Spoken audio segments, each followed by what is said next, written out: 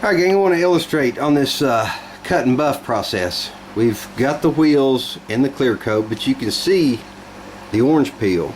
I put 3 coats of clear on this. That's just a little dirt right there, or some of the water where I was wet sanding. You can see a little bit of the orange peel here, and this is a speck of dirt. I want to get rid of both of those. And then we're going to, this is the part where they say cut and buff. This is the cutting part. I'm using 1200 wet or dry sandpaper, and I'm wet sanding this. I'm going to take care of that little spot right there, and we're going to get this orange peel out. I don't know if I wanted to scuff a little bit so you could see if you don't know what orange peel is. It looks like the peel of an orange. I don't want that in there. I want to use my 1200, cut that out, and then we're going to buff them. And what we're shooting for is like black glass. That's the goal. Alright gang, this is I don't know if I made that clear or not, the whole cut and buff process. I put an extra coat of clear on these wheels to allow myself the depth, so I could cut and buff it. This like I think I said, this is the cutting process. It's 1200 grit sandpaper, and we're going to cut into that top layer and get every little bit of the how you say that, maybe dust or orange peel or whatever. We want to get that out of there. You can see I've done this one. It's flat. It looks like flat black.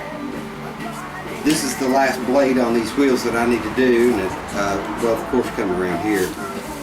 And we'll be ready to start the buffing process. And that's another thing that, let me think of how to say this. You can get, say on eBay, you can find a 7-inch Black & Decker polisher sander buffing machine, buffing tool, for like 35 bucks. You don't have to have a $200 DeWalt or Milwaukee or whatever you want to buy. You don't have to have the big tools. What I'm going to do, these are small wheels, and I'm going to illustrate you can do it with your angle grinder. So we'll do it that way. I've got just a little more dirt here that I want to take out of there, and we'll get started with the buffing process. Here's where you're going to get into some how would you say, inevitable expense. Okay, just say you have your little angle grinder. This is just Ingersoll Rand. I don't know how much I paid for it. I've had it for 20 years probably. Anyway, I had to spend $8 on this buffing head, and I think about a quart of polishing compound, rubbing compound is going to cost you right at 40 bucks, say. But just say that, and you don't have your regular electric polisher sander. Just say that's a scenario. I bought this little regulator at Lowe's or somewhere for like $3 or something like that. I just hooked it up with a 10 line. I can unchuck that and I'd have this regulator in my hand. Okay, you don't want to run it full speed. That's 10,000 RPMs or whatever. I've got this. I'm using about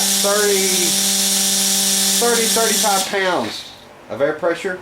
Okay, and you might want to wear a mask when you do this. I don't know if you can see all that flying around the wool. Okay, I just want to show you that just in case you want to go in that direction for a small project. I wouldn't want to do a whole car this way. It's just for you guys to get started. Anybody that's never done it before, give it a try. Just about done with this wheel. You can see why I left the masking on here, because it makes a huge mess. I'm just trying to keep it to a minimum. Just getting a little compound on there. Run it around my buffing head just a bit.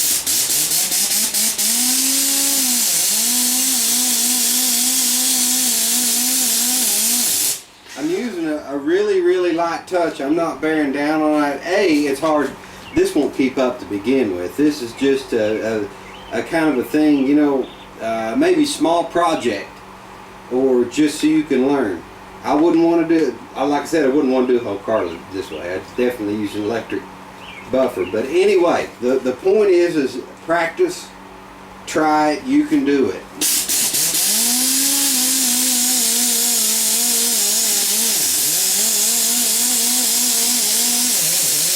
And I keep moving that around. I don't want to burn through the clear. Like I said, I put 3 coats on there for a reason, to allow me enough thickness to do this. But you definitely don't want to burn through. You don't want to stay in one spot and just bear down on it. Keep moving it around. You'll see the shine come up.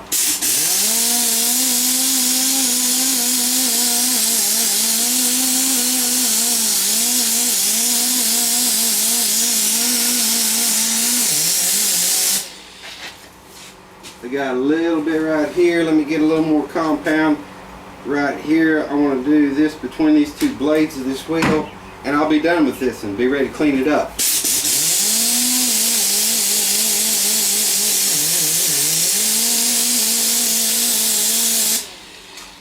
Let me give a look.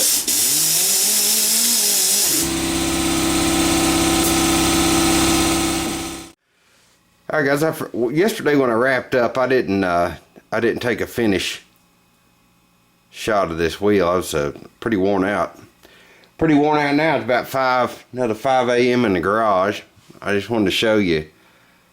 As I was editing that video, I realized I didn't have a finished clip, but it turned out pretty good. I'm pretty happy with them. I think the customer's gonna like them. They need some tire black and maybe get one of those white crayons and get our letters fixed up.